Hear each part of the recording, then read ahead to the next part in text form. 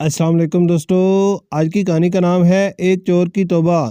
ایک بادشاہ اپنی جوان سالہ بیٹی کی شادی کو لے کر بہت فکر مند رہتا تھا۔ وہ برسوں سے نیک اور عبادت گزار داماد کی تلاش میں تھا۔ ایک دن اس نے وزیر کو بلایا اور کہا کہ کسی طرح میری بیٹی کے لیے میری رعایا میں سے عبادت گزار انسان کو تلاش کر کے سامنے پیش کرو۔ وزیر نے اپنی فوج کو شہر کی جامع مسجد کے گرد تعینات کر دیا اور کہا، چھپ کر دیکھتے رہو، جو شخص آدھی رات کو مسجد میں داخل ہوگا اسے نکلنے مت دینا جب تک میں نہ آ جاؤں۔ عین اسی وقت ایک چور چوری کرنے کے ارادے سے گھر سے نکلا اور دل ہی دل میں سوچا، کیوں نہ آج میں شہر کی جامع مسجد میں جا کر چوری کی جائے، وہاں مسجد کا قیمتی سامان چرایا جائے۔ چور جیسے ہی جامع مسجد میں داخل ہوا، مسجد کی انتظامیہ نے چور سے بے خبر مسجد کو باہر سے تالا لگایا اور اپنے گھر کو چلے گئے۔ فوجی دستوں نے وزیر کو اطلاع دی کہ لگتا ہے کوئی عبادت گزار آیا ہے، مگر مسجد کو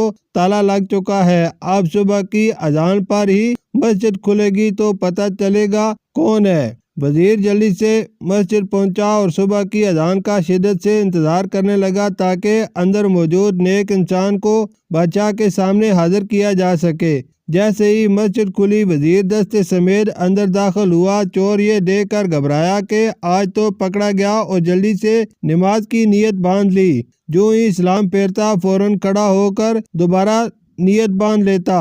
وزیر کو اس کی عبادت گزاری پر یقین آ گیا۔ جو ہی سلام پھیرا، فوجی دستے نے اس چور کو پکڑا اور بادشاہ کے سامنے پیش کیا۔ وزیر نے کہا، بادشاہ سلامت، یہ ہے آپ کا مطلوبہ شخص، اسے مسجد سے گرفتار کیا ہے۔ رات بھر مسجد میں عبادت کرتا رہا، چور کی حالت غیر ہو رہی ہے۔ بادشاہ چور سے مخاطب ہو کر کہنے لگا، کیا خیال ہے اگر میں اپنی بیٹی کی شادی تمہارے ساتھ کر کے تمہیں اپنی سلطنت کا ولی عہد مقرر کر دوں؟ کیا تمہیں منظور ہے؟ چور ہکا بکا ہو کر دیکھنے لگا، ڈرتے ڈرتے پوچھا، عالی جاں یہ کرم نوازی کس وجہ سے ہے؟ بادشاہ نے کہا، تم عبادت گزار ہو، رات بھر مسجد میں رہے، صبح اذان ہونے پر باہر آئے ہو۔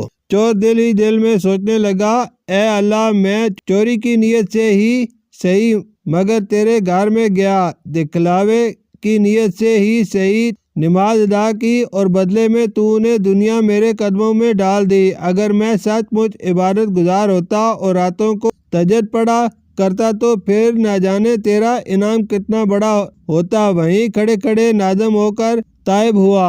حاصل کلام، چور چوری کی نیت سے مسجد میں داخل ہوا تھا اور نماز پڑھنے کا ارادہ بھی نہیں تھا، اور سپاہیوں کے ڈر سے اس نے نماز ادا کی تو اس کو یہ انعام ملا۔ جو لوگ نماز کی ادائیگی کے گھر سے مسجد میں جاتے ہیں اور ان کا مقصد اللہ کی عبادت ہوتا ہے تو اللہ پاک کے نزدیک ان کا کیا مقام ہوتا ہوگا اور ان کو کتنا اجر و ثواب ملتا ہوگا۔ ایسے لوگوں کا مرتبہ اور مقام تو صرف اللہ تعالیٰ کو ہی معلوم ہے۔ خوش نصیب ہیں وہ لوگ جو اللہ کے گھر جن کا دل عبادت میں لگتا ہے۔ خوش نصیب ہیں وہ لوگ جو نماز ادا کرنے کے لیے مسجد میں جاتے ہیں۔ اللہ سے دعا ہے کہ اللہ تعالیٰ ہمیں باجماعت نماز پنجگانہ کی ادائیگی کی توفیق عطا فرمائے۔ آمین ثم آمین۔